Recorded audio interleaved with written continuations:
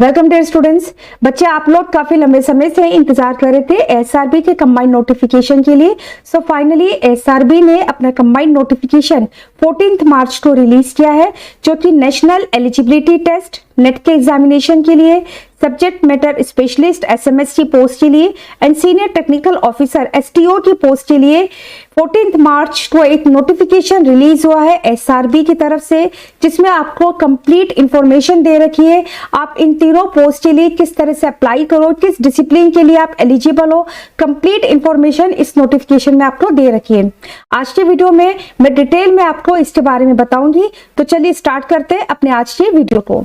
SRB agriculture scientist recruitment board every year एक combined notification release करता है, जिसके अंतर्गत आप नेट का एग्जाम देते हो। बच्चों, नेट का जो एग्जाम होता है ये एक यूजीसी के द्वारा कंडक्ट होता है, जिसे हम यूजीसी नेट कहते हैं। यूजीसी नेट के लिए जो बच्चे एलिजिबल होते हैं वो होते हैं हमारे कॉमर्स स्ट्रीम के एंड ह्यूमैनिटीज के। ठीक है, एक नेट का एग्जाम लिया जाता है जिसे हम सीएसआईआर नेट एग्जाम कहते हैं। सीएसआईआर के द्वारा जो नेट का एग्जाम लिया जाता है वो साइंस स्ट्रीम के बच्चों के लिए होता है। लेकिन इसके साथ ही एएसआरबी भी एक नेट का एग्जाम कंडक्ट कराता है, जिसे हम एएसआरबी नेट एग्जाम कहते हैं। ठीक है, एएसआरबी नेट का exam, agriculture scientist recruitment board, ये ना सिर्फ नेट का एग्जाम कंडक्ट कराता है बल्कि आपको डायरेक्ट रिक्रूटमेंट भी देता है। जैसे कि इस बार जो रिक्रूटमेंट आए हैं सब्जेक्ट मैटर स्पेशलिस्ट के आए हैं and senior technical officer STO की पोस्ट के लिए डायरेक्ट आपको रिक्रूटमेंट देने के लिए ये नोटिफिकेशन आया है।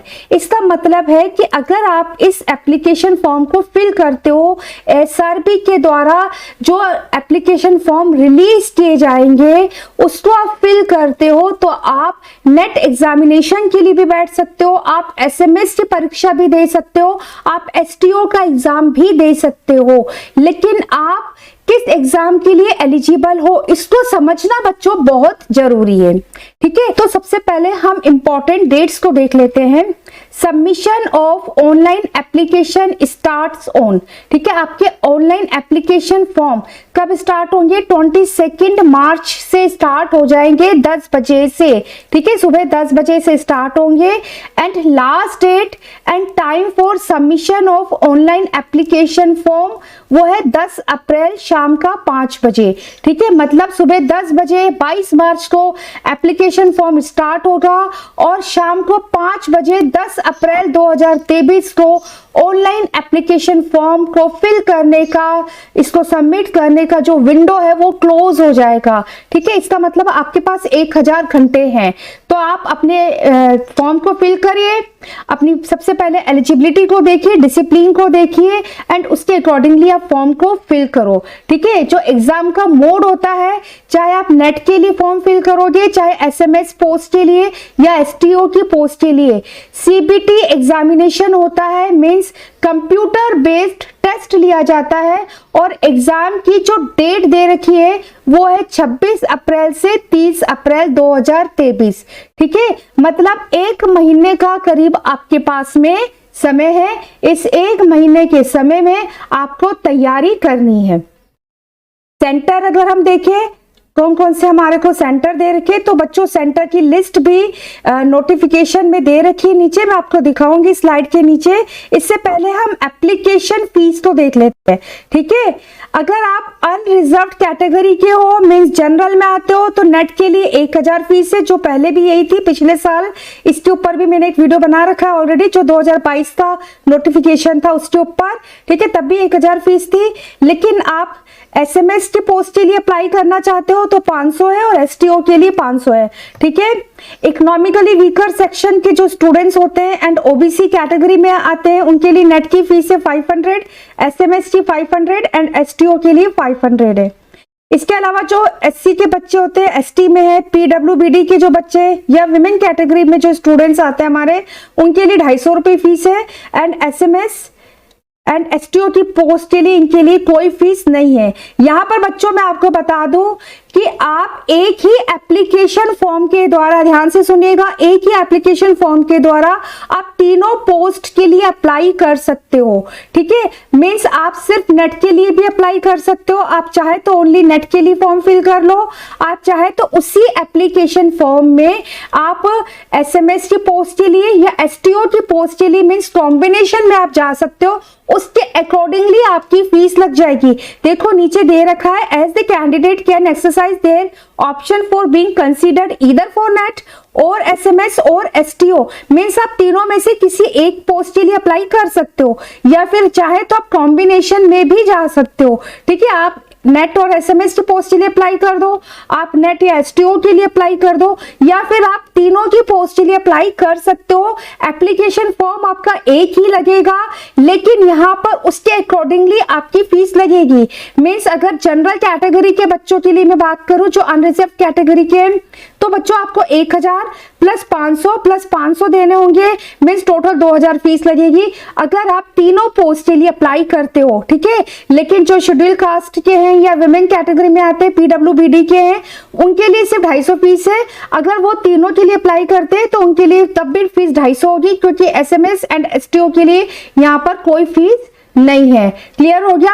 तो आप एक एप्लीकेशन फॉर्म को फिल करेंगे एंड तीनों पोस्ट के लिए आप अप्लाई कर सकते हो। तो आप खुद अपने को देखिए कि हमारी कितनी तैयारी है। मेरे हिसाब से तो आपको तीनों के लिए अप्लाई कर देना चाहिए, क्योंकि एग्जाम जो होगा वो एक ही लगेगा, चाहे आप नेट के लिए कर रहे हो, एसएमएस के लिए बैठ रहे हो या एसटीओ के लिए बैठ रहे हो। लेकिन हाँ, मेरिट अलग बनती है, तो उसके अकॉर्डिंगली आप देख ले।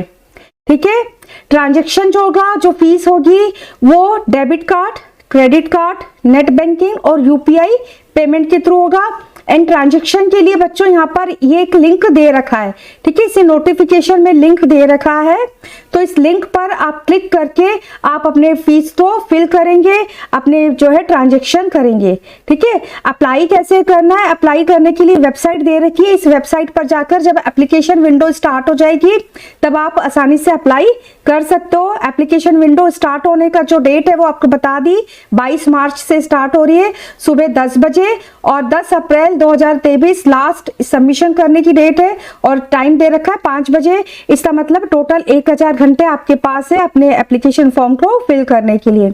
आगे देखते हैं हमारे लिए क्या इंपॉर्टेंट है। यहाँ पर बच्चों देखो, एक ही इंपॉर्टेंट इंस्ट्रक्शन दे रखा है कि the applicant are advise to regularly check the ASRB website and email provided in the application form. ठीक है, जो भी एप्लीकेशन फॉर्म में आपने अपना ईमेल आईडी दे रखी है उसको आप रेगुलरली चेक करते रहे, जिससे कि आपको वहां से कोई भी एडमिट कार्ड के लिए इंफॉर्मेशन आ रही है या फिर डेट एक्सटेंड होगी, मतलब कोई भी इंफॉर्मेशन आ रही है तो उस ईमेल आईडी पर आपके पास में मेल आ जाएगा। तो आप रेगुलरली या तो वेबसाइट को चेक करें या फिर अपना ईमेल आईडी को चेक करते रहे। एंड आपको जरूर से चेक करना है स्पैम मेल्स को, जंक, इनबॉक्स, ट्रैश फोल्डर्स जो भी होते हैं, मतलब आप अच्छे से चेक करें। नेक्स्ट जो दे रखा है, the candidates are advised to regularly visit the SRB website. All the information related to the examination will be uploaded or updated on this website only. ठीक है, आपको अपने एग्जामिनेशन से रिलेटेड कोई भी इंफॉर्मेशन चाहिए जो पर्टिकुलर आपसे रिलेटेड होगी बच्चों, वो तो आपको मेल कर दी जाएगी। ठीक है, लेकिन अगर एग्जामिनेशन से रिलेटेड कोई भी इंफॉर्मेशन होती है तो वो सिर्फ वेबसाइट पर होगी। तो इसलिए आप जरूरी है कि आप वेबसाइट पर रेगुलर विजिट करते रहें। ठीक है, इसके साथ ही नेट एग्जामिनेशन के लिए जो सिलेबस का लिंक दे रखा है वो भी यहाँ पर गिवन है। ठीक है, आप नोटिफिकेशन पर जाकर अपने डिसिप्लिन के अकॉर्डिंगली अपना सिलेबस को चेक कर लो कि आपका सिलेबस क्या है। ठीक है, तो ये 3 इंपॉर्टेंट मुझे लगे, इसलिए मैंने आपको यहाँ पर बता दिया है। आगे हम देखते हैं हमारे लिए net examination SMS and STO की पोस्ट के लिए एलिजिबिलिटी क्या है, एसेंशियल क्वालिफिकेशंस क्या है, वो हम देख लेते हैं। एक ये भी आप ध्यान में रखिए कि जिस समय भी आप अपने फॉर्म को फिल करोगे, ठीक है, ऑनलाइन मोड पर फॉर्म फिल होगा, तो कुछ होमवर्क आप करके जाए, मीन्स आपके पास में इन हैंड क्या क्या डिटेल्स होनी चाहिए वो आप तैयारी करके जाए, ताकि आप बिना किसी गड़बड़ी के अपने ऑनलाइन एप्लीकेशन फॉर्म को एक ही बार में फिल कर सको। ठीक है, आपके पास में क्या होना चाहिए, कंबाइंड नोटिफिकेशन होना चाहिए net 2023 SMS and STO examination 2023 वाला, ताकि आपको हाथ क्या कुछ देखना पड़े तो इसके बारे में आपको टाइम वेस्ट ना करना पड़े, आप आसानी से नोटिफिकेशन ऑन करके कुछ भी डिटेल इंफॉर्मेशन चाहे तो आप उसी समय ले लें। सेकंड, नाम जो आप फिल करोगे वही नाम आपने लिखना है जो कि आपके सेकेंडरी लेवल एग्जामिनेशन सर्टिफिकेट पर है, जो हमारा 10th का सर्टिफिकेट होता है। फादर्स नेम वो भी सेकेंडरी लेवल एग्जामिनेशन सर्टिफिकेट पर जो हमारे फादर का नेम है सेम उसी तरह का वही फादर नेम हमारा उसमें होना चाहिए, आप स्पेलिंग मिस्टेक्स नहीं करोगे। ठीक है, complete address for further communication for correspondence and complete permanent address ये आपके पास में होना चाहिए। इसके अलावा मैट्रिकुलेशन और इक्विवेलेंट का सर्टिफिकेट, मास्टर डिग्री का सर्टिफिकेट या कोई प्रोविजनल डिग्री सर्टिफिकेट और ट्रांसक्रिप्ट और मार्कशीट जो भी आपके पास में उस समय अवेलेबल है वो आपके हाथ में होनी चाहिए जब आप फॉर्म फिल करोगे। डॉक्टरेट डिग्री का सर्टिफिकेट अगर आपने पीएचडी किया हुआ है, या प्रोविजनल कोई डिग्री या ट्रांसक्रिप्ट और मार्कशीट इफ अवेलेबल। ठीक है, अगर आपने पीएचडी कर रखी है तो उसके लिए आपके पास में उस समय एप्लीकेशन फॉर्म को फिल करते हुए उसके लिए रिलेवेंट डॉक्यूमेंट होना चाहिए। Next, centre opted for combined net SMS and STO examination का सेंटर की लिस्ट दे रखी है, मैं नीचे आपको स्लाइड में दिखा दूंगी। तो कौन सा सेंटर आपने फिल करना है उसका कोड भी आप ध्यान से करें। ठीक है, तो आप अच्छा रहेगा कि जिस भी सेंटर के लिए अप्लाई कर रहे हो पहले से पेपर पर अपना सेंटर का नेम उसका कोड आप मेंशन करके रखें। ठीक है, एंड स्कैन कॉपी आपके पास में होना चाहिए पासपोर्ट साइज फोटोग्राफ की। साइज में आपको बता देती हूँ 150 KB मैक्सिमम साइज है जेपीजी फॉर्मेट में।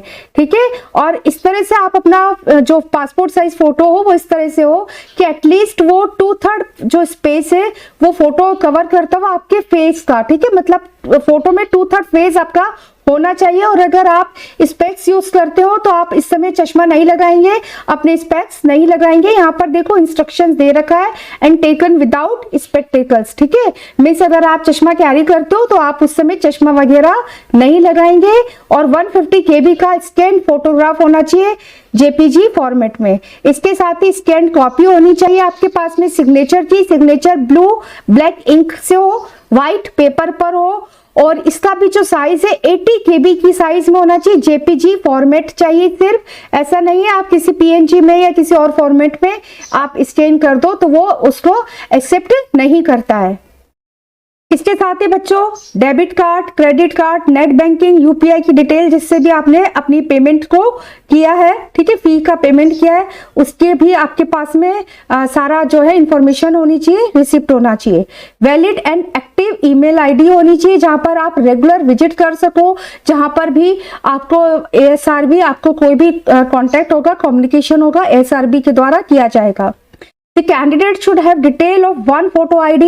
आपके साथ ही इसके साथ ही आपको एक फोटो आईडी भी लगानी है, वो चाहे आधार कार्ड हो सकता है, वोटर आईडी हो सकता है, पैन कार्ड हो सकता है, या कोई पासपोर्ट, ड्राइविंग लाइसेंस और any other photo ID card issued by the state और सेंट्रल गवर्नमेंट। ठीक है, तो ये भी आपको उस समय एप्लीकेशन फॉर्म फिल करते समय जरूरत होगी। तो इन सब डॉक्यूमेंट्स को आप अपने साथ में बच्चों रखेंगे। ठीक है, पेमेंट के लिए देखो यहाँ पर इसी जो नोटिफिकेशन है इसमें लिंक दे रखा है कि जब आप एप्लीकेशन फॉर्म को फिल करोगे तो इस लिंक पर क्लिक करेंगे, इस पूरे स्टेप्स बता रखे बच्चों। ठीक है, अभी मैं यहाँ पर नहीं जा सकती हूँ, लेकिन आप देखिए यहाँ पर पूरे स्टेप बता रखे, स्टेप वाइज आपको किस तरह से अपने एप्लीकेशन फी को पे करना है। सबसे पहले आप इस वेबसाइट को ओपन करोगे, देन स्टेप वाइज दे रखा है click on non registered user, select individual, then when searching the purpose category बहुत इंपॉर्टेंट है, आपको क्या कैटेगरी सर्च करनी है,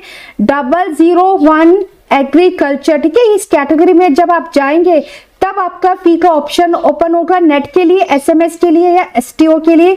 तो यहाँ पर आप किस पोस्ट के लिए अप्लाई कर रहे हो, ओनली फॉर नेट 1000 है, एसएमएस के लिए 500 एंड एसटीओ के लिए 500 फॉर जनरल कैटेगरी। तो अगर आप तीनों के लिए अप्लाई कर रहे हो तो तीनों के लिए अलग अलग फीस लगेगी, बट एप्लीकेशन फॉर्म आपका एक ही होगा, तो आप तीनों पर टिक करेंगे एंड उसके अकॉर्डिंगली जो है आपकी फी एड ऑन हो जाएगी। अब हम देखते हैं आगे क्या इंपॉर्टेंट इंस्ट्रक्शंस हैं जो कि हमारे को पता होने चाहिए अपनी तैयारी के लिए एंड फॉर्म को फिल करने के लिए। ये सेंटर्स की लिस्ट दे रखी है नेट एग्जामिनेशन के लिए, एसएमएस के लिए एंड एसटीओ के लिए। ठीक है, एक ही एग्जाम लगता है, सेंटर कोड दे रखा है, सेंटर एंड स्टेट के नाम दे रखे हैं। तो सभी स्टेट में सेंटर अवेलेबल है, दिया हुआ है सभी स्टेट के लिए। राजस्थान के लिए बात करूं तो राजस्थान में जयपुर है जिसका सेंटर कोड है 2020 एंड राजस्थान में जोधपुर भी है जिसका कोड है 22 एंड राजस्थान में उदयपुर भी, मतलब 3 सेंटर हैं आपके पास में एंड 44 जिसका कोड है। तो आप अपने अकॉर्डिंगली सेंटर को ऑप्ट करें, कोड ध्यान में रखें, लिख कर लेकर जाए ताकि कोई भी मिस्टेक ना हो।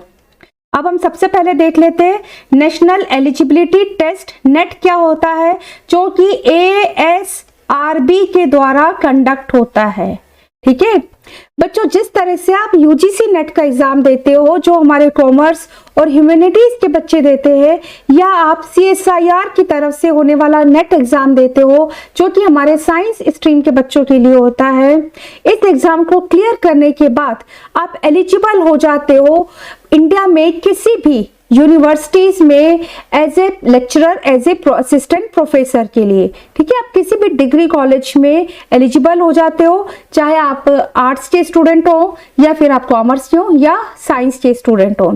ठीक है, मीन्स ये एक एलिजिबिलिटी टेस्ट है जो कि आपको एलिजिबल बनाता है भारत में किसी भी स्टेट में, यूनिवर्सिटीज में, डिग्री कॉलेज में पढ़ाने के लिए। ठीक है, तो ये जो एलिजिबिलिटी टेस्ट है, ये एलिजिबिलिटी टेस्ट बताता है कि जब भी कोई पोस्ट निकलेंगी किसी यूनिवर्सिटी में, किसी कॉलेज में, तो आप अप्लाई करो।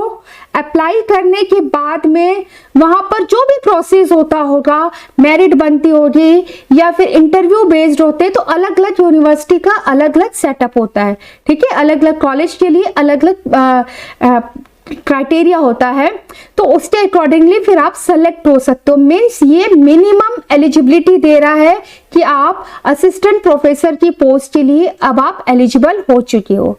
इसी तरह ASRB के द्वारा जो नेट एग्जाम कंडक्ट होता है, ये नेट एग्जाम आपको एक एलिजिबिलिटी देता है कि आप नेशनल लेवल पर भारत में किसी भी स्टेट में सेंटर की तरफ से या फिर स्टेट की तरफ से जो एग्रीकल्चर यूनिवर्सिटीज हैं, जो एग्रीकल्चर कॉलेजेस है, उसमें आप असिस्टेंट प्रोफेसर के लिए एलिजिबल हो।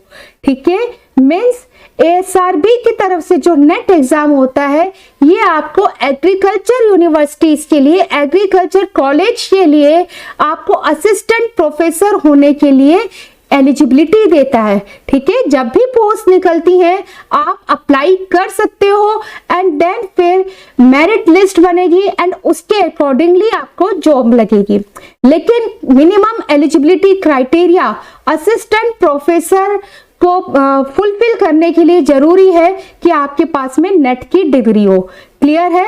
अगर आप एग्रीकल्चर फील्ड से रिलेटेड है, आपका MSc एग्रीकल्चर में या एग्रीकल्चर एलाइड साइंस से आपने अपना पोस्ट ग्रेजुएशन किया है, तो एक बहुत बेहतरीन मौका होता है कि आप CSIR नेट के साथ साथ में आप एग्रीकल्चर यूनिवर्सिटीज में काम करने के लिए, आगे इस फील्ड में रिसर्च करने के लिए आप ASRB नेट का एग्जाम दो। एग्रीकल्चर के स्टूडेंट के साथ ही कई ऐसे इसमें बच्चों डिसिप्लिन है जिसमें हमारे बॉटनी के बच्चे भी एलिजिबल होते हैं। अगर आपने MSc किया हुआ है बॉटनी से और डिसिप्लिन में जाकर आप जब चेक करते हो कि आपका स्पेशल पेपर उस क्राइटेरिया को फुलफिल करता है, तो आप एलिजिबल होते हो ASRB नेट एग्जामिनेशन के लिए। ठीक है, इसके साथ ही जियोलॉजी के जो हमारे बच्चे हैं वो भी ASRB नेट दे सकते हैं, लेकिन डिपेंड करेगा उनका स्पेशल पेपर क्या है। ठीक है, स्पेशल पेपर जो हमारा MSc फाइनल में होता है, जो कि हमारा स्पेशलाइजेशन कहलाता है। क्लियर है? तो इस तरह से ना सिर्फ एग्रीकल्चर वाले बच्चे बल्कि बॉटनी और जूलॉजी के बच्चे और एक दो डिसिप्लिन्स हैं जिसमें केमिस्ट्री के बच्चे भी एलिजिबल हो जाते हैं नेट एग्जामिनेशन के लिए। तो इस तरह से बच्चों आपका स्कोप बढ़ जाता है। आप ASRB नेट एग्जामिनेशन का फॉर्म जरूर फिल करें और अपनी तैयारी को करें। अब हम देखते हैं कि नेट एग्जामिनेशन के लिए हमारी एज लिमिट क्या है, पेपर का पैटर्न क्या है, एलिजिबिलिटी क्या होती है।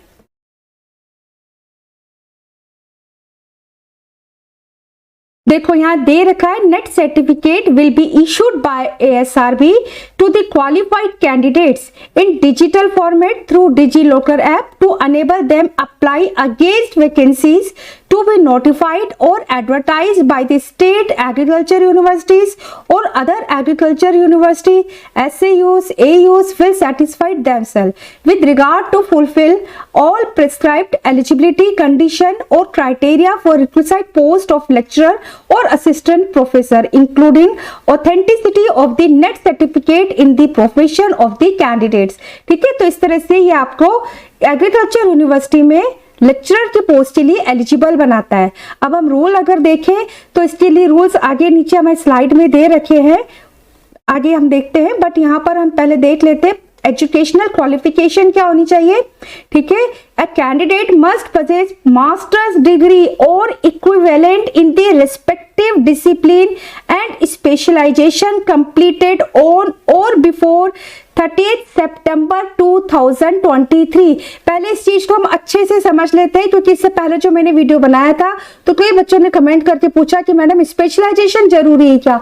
बिल्कुल, देखो यहाँ पर दे रखा है कि आपकी मास्टर डिग्री होनी चाहिए और जिस रेस्पेक्टिव डिसिप्लिन के लिए आप अप्लाई करना चाह रहे हो, मीन जस्ट सपोज आप एग्रीकल्चर बायोटेक्नोलॉजी के लिए अप्लाई करना चाह रहे हो तो वहां पर जो स्पेशलाइजेशन की कंडीशन दे रखी है आप देखो कि अपनी मास्टर डिग्री के साथ में उसको आप फुलफिल करते हो कि नहीं। ठीक है, तो स्पेशलाइजेशन भी आप जरूर चेक करोगे जब आप डिसिप्लिन को चेक करोगे कि आप किस डिसिप्लिन के लिए एलिजिबल हो। ठीक है, और इसके साथ ही आपकी जो मास्टर डिग्री है वो आपके हाथ में होनी चाहिए। कब? 30 सितंबर 2023। ठीक है, मीन्स अगर आप इस समय MSc फाइनल के बच्चे हो तो भी आप अपने एप्लीकेशन फॉर्म को लगा सकते हो क्योंकि जब तक एग्जाम होगा, रिजल्ट आता है, तब तक आपका मास्टर कंप्लीट हो जाएगा, है ना। तो हमारे जो MSc फाइनल के स्टूडेंट हैं, अगर आपका एग्जाम अभी हो जाएगा अप्रैल मई तक और 30 सितंबर तक आपका रिजल्ट आ जाता है तो आप एलिजिबल हो ASRB नेट एप्लीकेशन फॉर्म को फिल करने के लिए। स्पेशलाइजेशन आप जरूर ध्यान से चेक करिएगा, मैं आपको एग्जांपल के द्वारा स्पेशलाइजेशन क्या समझाऊंगी भी।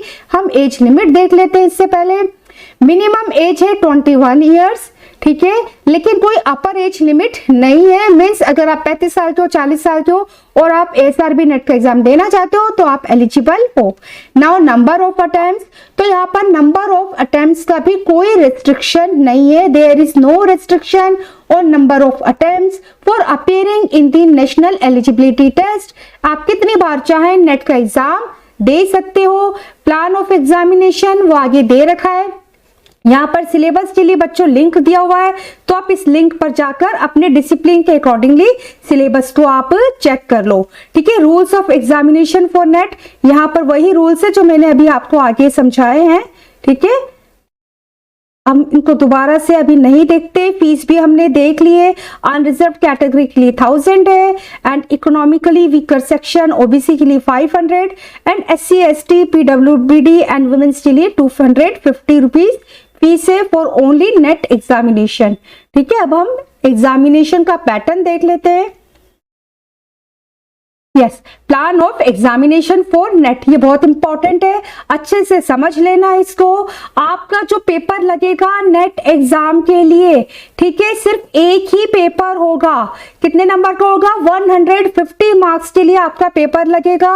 150 नंबर के लिए आपका जो सिलेबस दे रखा है उसमें से क्वेश्चंस आएंगे। जस्ट सपोज आपने प्लांट पैथोलॉजी ऑप्ट किया है, आपका डिसिप्लिन है प्लांट पैथोलॉजी। ठीक है। तो आपका जो पेपर बनेगा वो प्लांट पैथोलॉजी के जो भी टॉपिक्स दे रखे उस सब्जेक्ट में से बनेगा, 150 मार्क्स के लिए होगा and 150 objective type multiple choice questions होंगे। ठीक है, मींस 150 नंबर के लिए 150 ऑब्जेक्टिव क्वेश्चन है, means 1 marks for each question. ठीक है, और इसके लिए आपको 2 घंटे का समय दिया जाएगा। अभी कुछ समय पहले एक बच्चे ने कमेंट करके पूछा था कि मैम इसमें कोई एप्टीट्यूड का टेस्ट, रीजनिंग और रिसर्च के जो टेस्ट होते हैं वो भी लगेगा क्या?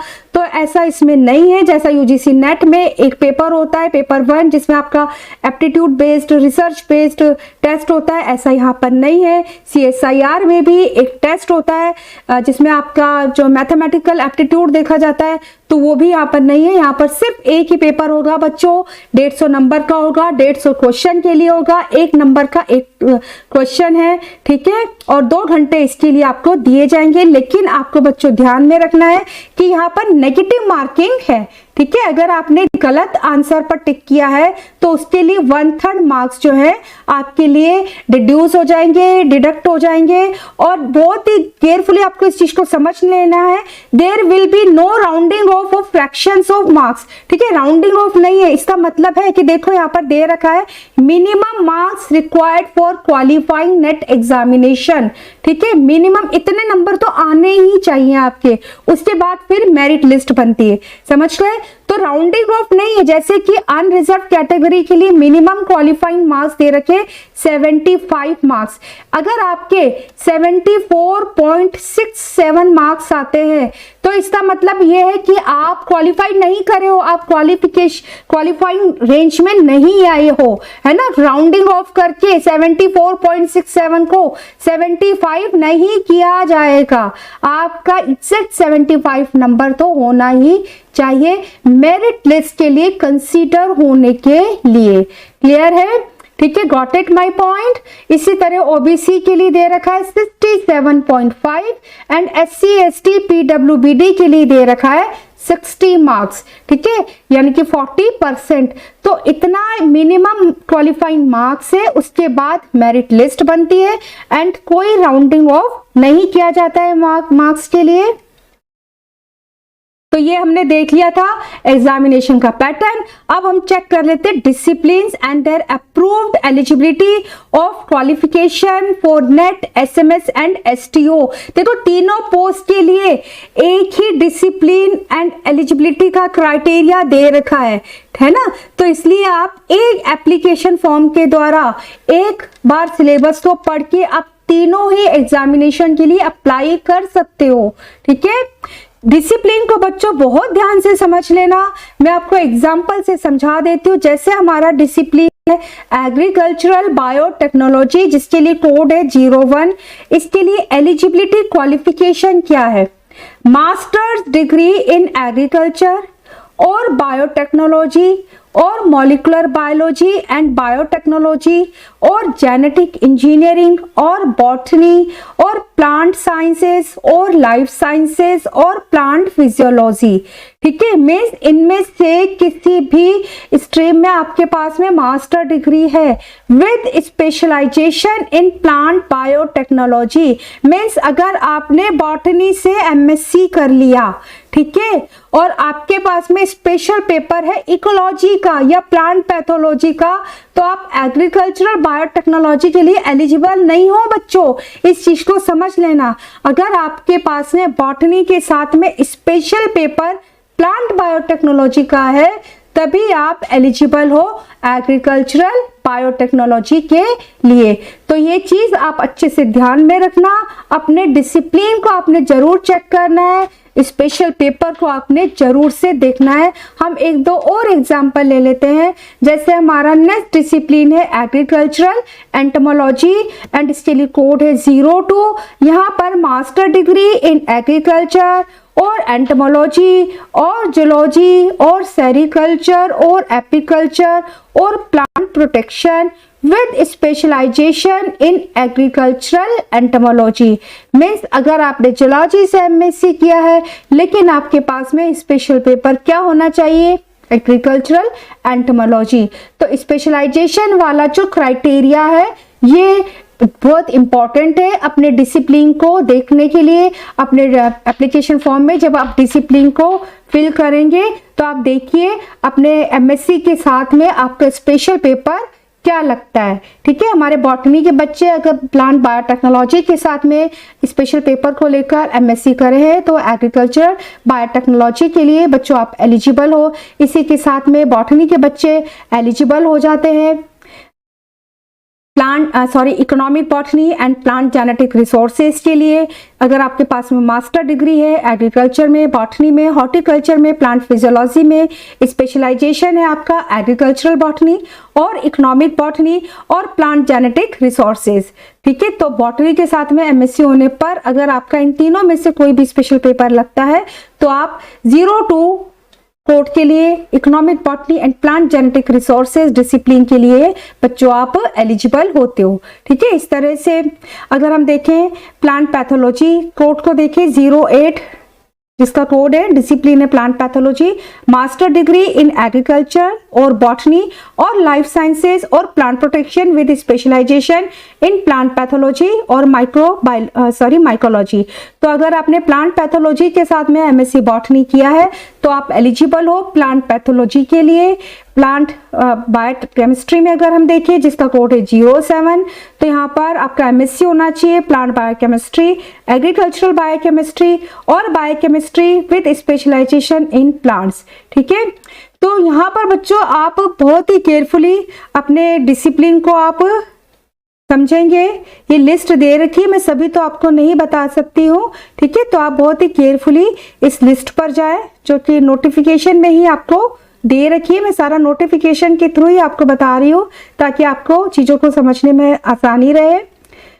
और अपने मास्टर्स देखें अपना किसमें मास्टर है, देन स्पेशल पेपर को आप देखें एंड उसके अकॉर्डिंगली आप अपने डिसिप्लिन को एप्लीकेशन फॉर्म में फिल करें। तो यहाँ पर ASRB नेट के द्वारा या SMS एंड STO की पोस्ट के लिए अगर आप अप्लाई करें तो 60 डिसिप्लिन में ये एग्जाम लगता है, तो ये बहुत अच्छी अपॉर्चुनिटी है। अब हम देख लेते हैं सेक्शन B में SMS सब्जेक्ट मैटर स्पेशलिस्ट की पोस्ट के लिए। ठीक है, SMS examination is a direct recruitment examination for the post of subject matter specialist SMS at कृषि विज्ञान केंद्र under the administrative control of ICAR। ठीक है, मीन्स जो SMS की पोस्ट के लिए अगर आप फिल करते हो तो ये डायरेक्ट रिक्रूटमेंट दे रहा है। नेट आपको डायरेक्ट रिक्रूटमेंट के लिए नहीं है, वो आपको एक एलिजिबिलिटी दे रहा है, बट SMS की पोस्ट के लिए आप अप्लाई करते हो तो ये डायरेक्ट रिक्रूटमेंट दे रहा है। ठीक है, यहाँ पर आपका वही एग्जाम लगेगा जो आप नेट के लिए फिल करेंगे, जो आप नेट का जो सिलेबस दे रखा है सेम डे पर होगा, सेम डेट पर होगा। एक ही एग्जाम लगता है, चाहे आप SMS के लिए दो, चाहे STO के लिए दो, चाहे आप नेट के लिए दो। देखो सैलरी स्केल भी यहाँ पर दिखा रखा है। ठीक है, तो अच्छा पे स्केल है, इसको भी आप देख लीजिए। इन सबसे मोटिवेशन मिलता है हमारे को, पे स्केल बहुत मैटर करता है। वैकेंसीज निकलती हैं इसके लिए। ठीक है, तो वैकेंसीज किस पोस्ट के लिए कितनी वैकेंसीज हैं वो आगे दे रखा है आपको इसी नोटिफिकेशन में। रूल्स अगर हम देखें तो जो एग्जामिनेशन के लिए रूल्स हैं, CBT मोड पर ही आपका एग्जाम होगा। ऑनलाइन एप्लीकेशन फॉर्म आपने फिल करना है। अनरिजर्व कैटेगरी के लिए 500 फीस है जो कि मैंने आपको बता दी है। एज लिमिट यहाँ पर है। ठीक है, नेट के लिए कोई एज लिमिट नहीं है, लेकिन यहाँ पर मिनिमम एज आपकी 21 ईयर होनी चाहिए एंड मैक्सिमम जो एज है वो 35 ईयर्स होनी चाहिए ऑन 10 अप्रैल 2023। ठीक है, मीन्स जब आपकी एज 10 अप्रैल 2023 तक कैलकुलेट की जाए तो 35 साल की होनी चाहिए, 35 से ज़्यादा नहीं होनी चाहिए। एज जो रिलैक्सेशन होता है कैटेगरी वाइज और अदर कैटेगरीज में जैसे विमेंस में या फिर जो हमारे बच्चे होते हैं SC ST वाले, तो जो भी एज रिलैक्सेशन होता है वो भी यहाँ पर मिलेगा। ठीक है, सिलेबस सेम है जो हमने अभी नेट के एग्जामिनेशन के लिए देखा था। ठीक है, सेम सिलेबस होता है, नेट वाला ही सिलेबस है। यहाँ पर एग्जामिनेशन के लिए देखो यहाँ पर वैकेंसी डिटेल दिखा रखी है। SMS के लिए कितनी वैकेंसीज हैं, किस डिसिप्लिन के लिए हैं। ठीक है, तो वो इस नोटिफिकेशन में ही आपको दे रखा है। आप जिस भी डिसिप्लिन के लिए एलिजिबल हो वहां पर आप देख सकते हो, एक एक दो दो वैकेंसीज हैं सभी डिसिप्लिन के लिए। नोटिफिकेशन का लिंक मैं डिस्क्रिप्शन में दे दूंगी, आप डायरेक्ट वहां से बच्चों जाकर अच्छे से अपने डिसिप्लिन के अकॉर्डिंगली वैकेंसीज को देखो, अपनी एलिजिबिलिटी को चेक करो एंड एप्लीकेशन फॉर्म जब भी स्टार्ट होंगे 22 अप्रैल से, सॉरी मार्च से, आप अपने एप्लीकेशन फॉर्म को फिल करो। ठीक है, वैकेंसीज दे रखी है, मैं तो कहते हैं एक अच्छी अपॉर्चुनिटी है, आपको जरूर से फॉर्म को फिल करना चाहिए। एसएमएस की पोस्ट के लिए जो आपका एग्जाम होगा नेट का ही सिलेबस है, वही पेपर आएगा, एक ही पेपर आता है। ठीक है, लेकिन उसके बाद में क्या होगा, जब आप मेरिट बनेगी तो आपको इंटरव्यू के लिए कॉल किया जाएगा। ठीक है, देखो rules of examination for subject matter specialist के लिए बता रखा है ना, एज लिमिट वगैरह हमने पहले ही बता दिया आपको, अभी हम दोबारा नहीं देखते। यहाँ पर रिलैक्सेशन के क्राइटेरिया दे रखे, तो आप अपने कैटेगरी के अकॉर्डिंगली देख लो आपको कितना रिलैक्सेशन मिलता है, वो आप देख लेना। यहाँ पर फी मैंने आपको बता ही दिया, 500 रुपये जनरल कैटेगरी के लिए, ईडब्ल्यूएस और ओबीसी के लिए 500 है, लेकिन SC ST PWBD women's category में कोई फी नहीं है। प्लान ऑफ एग्जामिनेशन देख लेते हैं। एसएमएस की पोस्ट के लिए ऑनलाइन कॉम्पिटिटिव एग्जामिनेशन है, सीबीटी मोड पर होगा, कंप्यूटर बेस्ड टेस्ट लिया जाएगा। ठीक है, एंड इसके बाद में क्या होगा, इंटरव्यू होगा। तो यहाँ पर जो आपका एग्जाम लगेगा ऑब्जेक्टिव टाइप का, जिसमें 150 क्वेश्चंस हैं, 2 आवर्स के लिए आपको पेपर दिया जाता है, एंड उसके बाद में इंटरव्यू होगा बच्चों, और इंटरव्यू के जो मार्क्स है वो 30 मार्क्स के लिए होगा। ठीक है, इसका मतलब है कि अगर आप मेरिट लिस्ट में आप आते हो तो आपको इंटरव्यू के लिए कॉल किया जाएगा, लेकिन इंटरव्यू के लिए कॉल तभी होगा अगर आपने एप्लीकेशन फॉर्म को फिल करते हुए नेट एग्जामिनेशन के साथ में आपने एसएमएस के लिए भी अप्लाई किया है और फी को फिल किया है, फी भरी है आपने। ठीक है, minimum qualifying marks for SMS वो भी सेम ही है जो नेट के लिए थे। अनरिजर्व के लिए 75, ओबीसी ईडब्ल्यूएस के लिए 67.5 एंड एससी एसटी पीडब्ल्यूबीडी के लिए 60 मार्क्स हैं, और यहां पर भी कोई राउंडिंग ऑफ नहीं होता है मार्क्स का। तो पहले आप रिटर्न एग्जाम की तैयारी करें, जो कि नेट के साथ साथ ही है, एक ही एग्जाम लगता है बच्चों। नेक्स्ट है सेक्शन सी, इसमें सीनियर टेक्निकल ऑफिसर एसटीओ की पोस्ट के लिए आपको एलिजिबिलिटी इंफॉर्मेशन सब दे रखा है। ठीक है, तो यहाँ पर भी वैकेंसीज जो निकलती है एसटीओ की पोस्ट के लिए वो भी नीचे दे रखी है, और ये भी बच्चों डायरेक्ट रिक्रूटमेंट होता है। ठीक है, एसटीओ की जैसे एसएमएस के लिए था, तो वैसे ही एसटीओ की पोस्ट के लिए भी जो एग्जाम कंडक्ट कराया जा रहा है वो डायरेक्ट रिक्रूटमेंट देगा आपको for the post of senior technical officer eight ICAR headquarters and it's research institutes. ठीक है, तो बहुत अच्छी अपॉर्चुनिटी है, अगर आप रिसर्च में इंटरेस्टेड हो तो आप इस एसटीओ को जरूर फिल करें। जनरल कैटेगरी के लिए बस एक फीस एक्स्ट्रा लगेगी 500 रुपए की, पेपर आपका एक ही है। एज लिमिट देख लेते हैं, तो एसटीओ के लिए भी एज लिमिट है 21 ईयर्स आपकी मिनिमम एज होनी चाहिए, एंड मैक्सिमम जो एज क्राइटेरिया दे रखा है अनरिजर्व कैटेगरी के लिए 10 अप्रैल 2023 तक आपकी एज 35 साल से ज्यादा नहीं होनी चाहिए, लेकिन रिजर्व जो स्टूडेंट्स होते हैं हमारे रिजर्व कैटेगरी के, उनको एज में रिलैक्सेशन दिया जाता है। सिलेबस सेम है, लिंक दे रखा है आपको, आप अपने डिसिप्लिन के अकॉर्डिंगली सिलेबस को चेक कर सकते हैं। Now vacancy detail for STO post. ठीक है, तो यहाँ पर दे रखा है कहाँ कहाँ पर कितने नंबर में वैकेंसीज हैं एंड किस डिसिप्लिन एंड कोर्स से वो रिलेटेड है। ठीक है, तो इसको भी आप एक बार जरूर देख लेना। कंप्लीटली दे रखा है डिसिप्लिन। रूल्स हम देख लेते हैं, एसटीओ के लिए क्या रूल्स दे रखे हैं। सेम वही रूल है जो नेट एग्जामिनेशन के लिए। एज लिमिट आपको बता दी। ठीक है, मिनिमम 21 ईयर्स एंड मैक्सिमम जो एज होनी चाहिए 35 साल से ज्यादा नहीं होनी चाहिए आपको। 10 अप्रैल 2023 तक आपकी एज 35 साल से ऊपर नहीं होनी चाहिए। ठीक है, एजुकेशनल क्वालिफिकेशन सेम वही है जो नेट एग्जामिनेशन के लिए एंड एसएमएस की पोस्ट के लिए आपको अपने कंसर्न डिसिप्लिन को देखना है, स्पेशल पेपर का आपने ध्यान में रखना है, मास्टर डिग्री के साथ में आपका स्पेशल पेपर क्या लगता है। ठीक है, फीस मैंने आपको पहले बता दी, फिर हम देख लेते हैं। जनरल कैटेगरीज के लिए 500 रुपये फीस है, ईडब्ल्यूएस एंड ओबीसी के लिए 500 and SC ST PWBD and women category के लिए कोई फी एसटीओ के लिए नहीं लगेगी। जो भी रिलैक्सेशन होता है एज में वो बच्चों यहाँ पर लिस्ट में दे रखा है, तो आप अपनी कैटेगरी के अकॉर्डिंगली रिलैक्सेशन क्राइटेरिया को देख लेना। अब हम देख लेते हैं plan of examination for STO. ठीक है, तो यहाँ पर भी कंप्यूटर बेस्ड टेस्ट होगा, जो कि उसके बाद में अगर आप मेरिट लिस्ट में आ जाते हो तो इंटरव्यू होगा। कंप्यूटर बेस्ड जो पहला आपका टेस्ट होगा जिसमें ऑब्जेक्टिव टाइप क्वेश्चंस होते हैं 150 मार्क्स के लिए होगा, 2 आवर्स का आपको समय दिया जाएगा। तो नेट एग्जाम का जो आपका पेपर होगा वही एसएमएस के लिए, वही एसटीओ के लिए, और इंटरव्यू के 30 मार्क्स हैं। ठीक है, तो इस तरह से अगर आप मेरिट लिस्ट में आते हो आपको इंटरव्यू के लिए कॉल किया जाएगा, देन इंटरव्यू होगा एंड उसके बाद में एक और मेरिट लिस्ट बनेगी एंड वैकेंसीज के अकॉर्डिंगली फिर आपका सिलेक्शन होगा। अगर आप उसमें सेलेक्ट हो जाते हो तो आपको डायरेक्ट रिक्रूटमेंट देता है, एसएमएस की पोस्ट भी डायरेक्ट रिक्रूटमेंट देती है एंड एसटीओ में भी आपका डायरेक्ट रिक्रूटमेंट हो जाता है। तो बच्चों आज की वीडियो में मैंने डिटेल में आपको एएसआरबी कंबाइंड नोटिफिकेशन जो आया है उसके बारे में इंफॉर्मेशन दी है।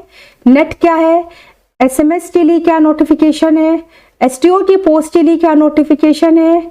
आप सबसे पहले अपने मास्टर्स को देखो, अपने डिसिप्लिन को देखो एंड उसके अकॉर्डिंगली आप अपने फॉर्म को फिल करें। जो जो रिक्वायरमेंट्स आपको at the time of form filling के लिए चाहिए वो सारे डॉक्यूमेंट्स आपके पास में होनी चाहिए। पासपोर्ट साइज फोटो होना चाहिए, स्कैन कॉपी होनी चाहिए आपके पास है, मार्कशीट्स की, सिग्नेचर की, जो भी रिक्वायरमेंट है, जो भी डॉक्यूमेंट्स चाहिए वो सारे आप कलेक्ट करके बहुत ही केयरफुली अपने फॉर्म को फिल करो। इसके बावजूद भी अगर आपके कोई डाउट्स रह जाते हैं, आपकी कोई क्वेरीज है तो आप मुझे कमेंट करें। व्हाट्सएप नंबर मेरा डिस्क्रिप्शन में गिवन है, आप मुझे मैसेज कर सकते हैं। Thank you so much students.